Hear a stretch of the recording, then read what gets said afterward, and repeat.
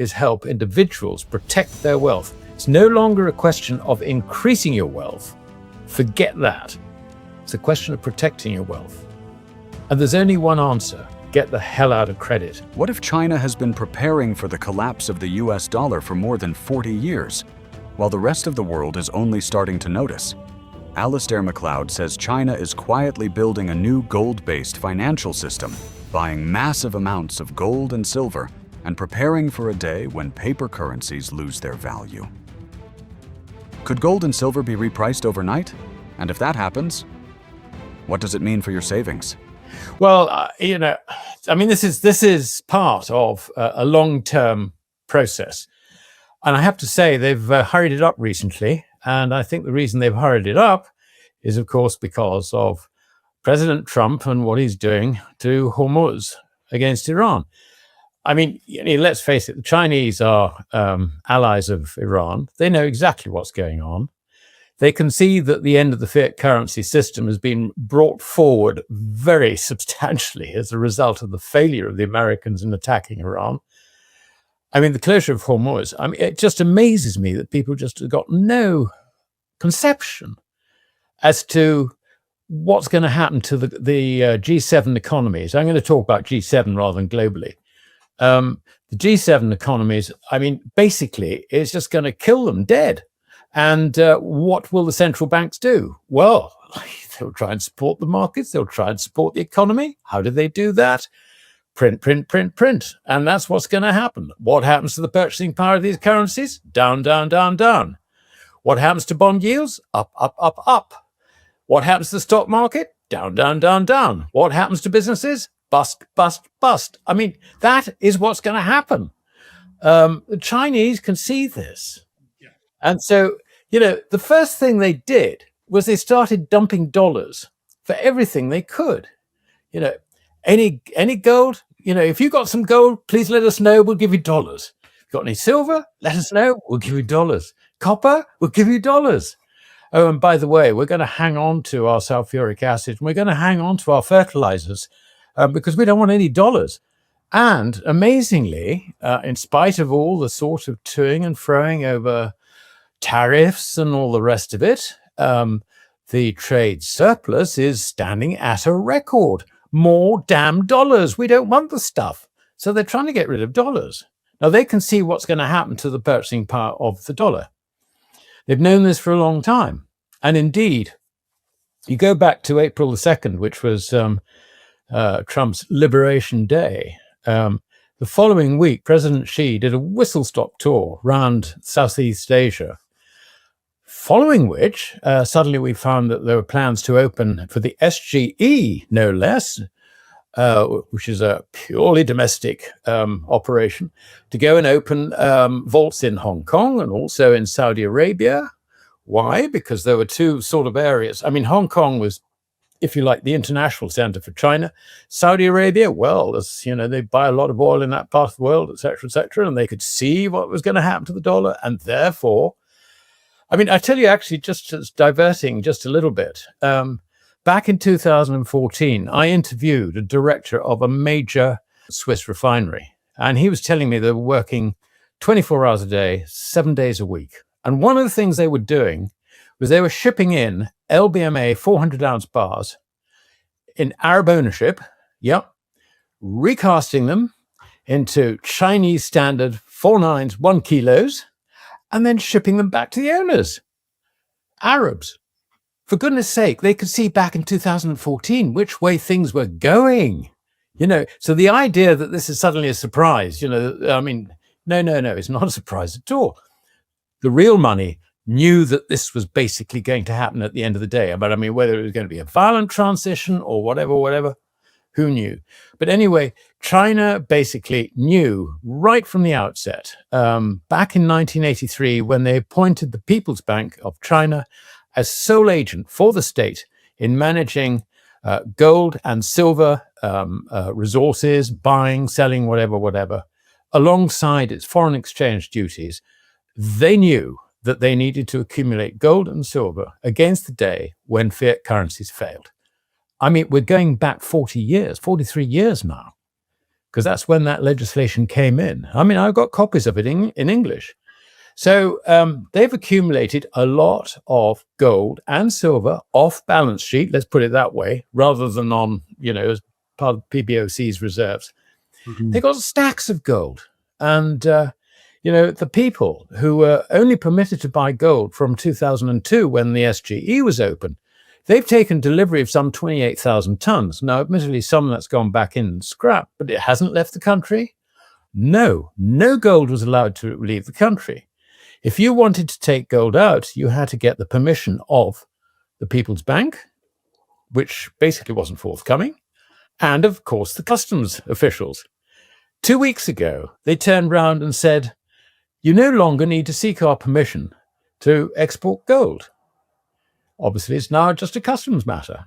And of course, this opens up the link between the SGE and the new clearing and settlement system in Hong Kong. And furthermore, they have appointed refineries in Shenzhen to specifically recast gold for this new operation. It's all part of what eventually will be the monetization of gold, in the sense that the yuan will take over, if you like, as the settlement currency for gold transactions. Because if you look at what we're doing in the West, gold contracts, whether it's a futures contract or whether it's a forward contract, is not really a contract in gold. It's a contract in dollars. Mm. It's paper. And if the dollar's valueless, you don't have a market. And that's what they see. So they are setting up, if you like, the market which will take over from us. And already, they've taken most of the world's gold over there. The market's now going to follow. So that's what I see. You just look at industrial demand, and this is the other interesting thing, Andy. The Chinese have been keeping the price below $50 for a long period of time. Just look at the export numbers. Ever since COVID, that every year they've exported between 3,000 and 5,000 tons of silver, except in 2026, when suddenly this started turning around and becoming a massive importer. Something like 1,628 tons in the first quarter of this year. We're looking at an annualized rate, which basically is going to correct, if you like, the net exports of the last 4 or 5 years. China doesn't want dollars. And of course, the other thing is that when America turned around and decided that this was a critical mineral, China didn't particularly want to supply it with a critical mineral. So, the whole thing's a mess, a complete and utter mess. And, what more can one say? And the other thing is that the markets are very, very sort of manipulated by our governments. The classic, just moving off gold and silver for a moment, classic is oil at the moment. The oil price has been suppressed basically by the Americans drawing down on their strategic reserves, which are now pretty well running on vapor, or will be very shortly. But already, if you take the price of the components of crude, particularly sour crude, which is the source of diesel and jet fuel and heating oil and so on, you add them all up, you find that actually the value in the market is considerably more than the value of the barrel from which they were extracted. This is where we are now. And if you look at gold and silver, there is a similar sort of situation insofar as the central banks and the Chinese and so on will use our prices, if you like, as a reference price. But they don't put the stuff through the market. It's all dealt off market. So, it's and China has very successfully used this in the past as a means of controlling the silver price, because it's been importing doré and particularly non-ferrous ores for refining, and had, if you like, as a result of that, an accumulation of silver. And they basically have used that as a means, if you like, of backing their shorting as producers of futures contracts in silver. So they've been able to suppress the price. And they've done it very, very effectively. And I think that they've worked with someone like JP Morgan in doing that over the last 20, 30 years. So this is something which really means that the validity of spot prices that we have actually doesn't really reflect the true position. And I think there will be an adjustment. I mean, as an old stockbroker, I remember, we used to, you find that you come in one morning and there's a sort of been a change, if you like, overnight in something or other, something major, and suddenly you got a completely new level of prices. It was a sort of reassessment, and I can see that happening.